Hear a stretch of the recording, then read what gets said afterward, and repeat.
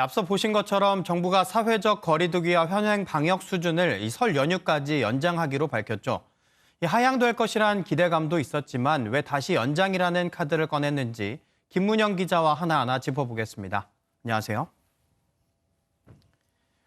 네, 우선 이 설 연휴까지 현행 거리두기하고 5인 이상 모임 금지를 연장을 했잖아요. 그 배경을 설명을 해주시죠. 네, 며칠 전만 해도 거리두기를 완화할 것이라는 관측이 우세했던 건 사실인데요. 네. 하지만 IM 선교의 빨 연쇄 감염과 서울 한양대병원 그리고 보라매 병원 등의 산발적인 집단 감염이 나타나면서 분위기가 급변했습니다.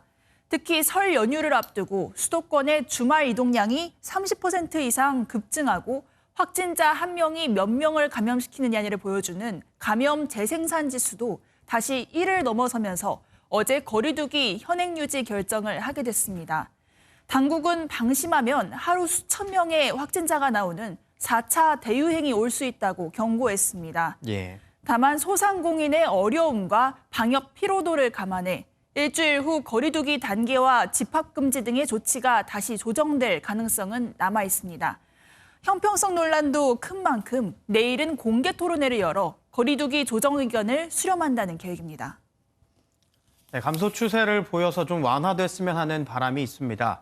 네, 그리고 다음 주로 다가온 설 연휴에 이 고향을 갈 수 있을지가 관심인데 이 설에도 이 친족끼리 5인 이상 모이면 안 된다는 규정은 똑같이 적용되는 건가요?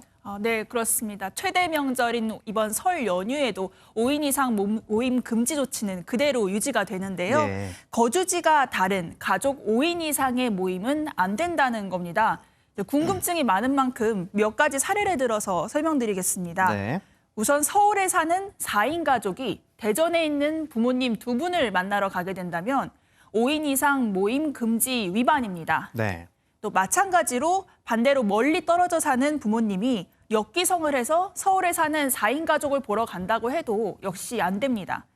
그런데 자식 형제가 날짜를 나눠서 따로따로 고향에 내려가 5인 미만으로 부모님을 뵙고 온다면 그건 되게 이제 가능한데요. 예. 왜냐하면 거주지가 같은 직계가족이라도 이제 5인 이상, 그러니까 거주지가 같은 직계가족이라면 5인 이상 모여도 되고 거주지가 다르다면 부모 자식 간이라도 5인 이상 모여서는 안 되기 때문입니다. 네. 이 김 기자 지금 설명해 준 것처럼 지금 날짜를 다르게 해서 가는 거는 괜찮은 건데 그렇다면 이 시간대를 다르게 해서 이 오전에 서울 사는 형님네 가족이 부모님을 뵙고 오고 오후에는 부산 사는 동생이 이 부모님을 뵙고 온다. 이러면 그건 위반이 아닌 건가요?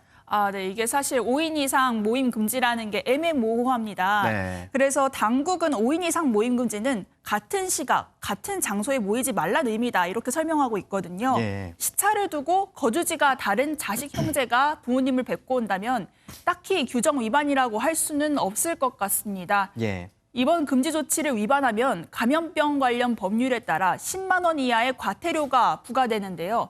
적발되면 위반자 모두에게 각각 10만 원이 부과되는 거고요. 네. 확진자가 나온다면 정부가 치료비 등 구상권도 청구할 수 있습니다. 다만 당국의 이런 금지 조치의 실효성에 대한 의문은 제기되고 있습니다. 일일이 단속을 할 수 없다 보니 우리 국민의 적극적인 참여를 호소하는 것 말고는 사실 강제할 방법이 없기는 합니다. 네. 여기에 더해서 이 고속도로 취식 금지 같은 특별 방역 대책도 나왔다고 하는데 그런 점도 좀 설명을 해 주시죠. 네, 그렇습니다. 이제 지난해 추석 방역 특별대책처럼 이번 설 연휴에도 철도 승차권 같은 경우 창가 좌석만 예매할 수 있고요. 예. 또 고속도로 휴게소에서의 실내 취식이 금지됩니다. 포장만 허용됩니다. 숙박시설은 객실의 3분의 2만 예약할 수 있고 객실 내 정원을 초과해서 투숙할 수 없습니다. 네. 종교시설에서의 숙박, 식사, 소모임도 금지됩니다.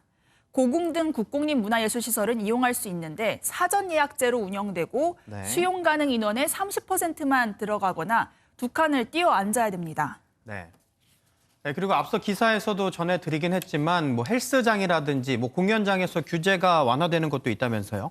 네, 그렇습니다. 먼저 공연장과 영화관 같은 경우에 관심이 클 텐데요. 네. 동반자를 포함해서 그러니까 마스크를 이제 계속 착용을 하는 공간이고 네. 집단 감염도 발생하지 않았다 보니까 1인끼리 옆자리에 앉을 수 있게 오늘부터는 조정이 됩니다. 네. 개인이 아닌 동반자까지를 기준으로 1.5단계와 2단계에서 좌석을 한 칸 띄우고 2.5단계에서는 2칸 띄우는 걸로 조정됐습니다. 또 수도권 실내 체육시설에서 그동안 샤워가 금지됐는데 오늘부터는 한 칸 띄워서 샤워실 이용이 허용됩니다. 네. 스키장 등 겨울 스포츠 시설에서 밤 9시 이후 운영 중단 조치가 해제돼서 야간 스키도 탈 수 있지만 셔틀버스 운행은 중단됩니다. 네. 예, 그리고 최근에 이 국내에서 고양이가 감염되는 사례가 나왔잖아요. 이 반려동물 관리 지침도 나왔다고 하는데 이 감염되면 이 반려동물도 거리두기가 아니고 이 자가격리를 해야 한다면서요. 네, 그렇습니다.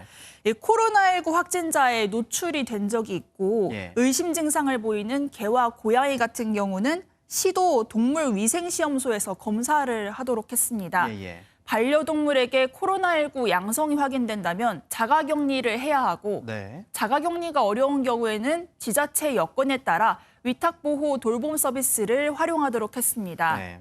다만 당국은 반려동물에서 사람으로 전파되는 증거는 없다고 거듭 밝혔습니다. 네, 설을 앞두고 또 백신 접종을 앞두고 모두의 협조가 필요한 상황입니다. 지금까지 김문영 기자와 이야기 나눠봤습니다. 고맙습니다.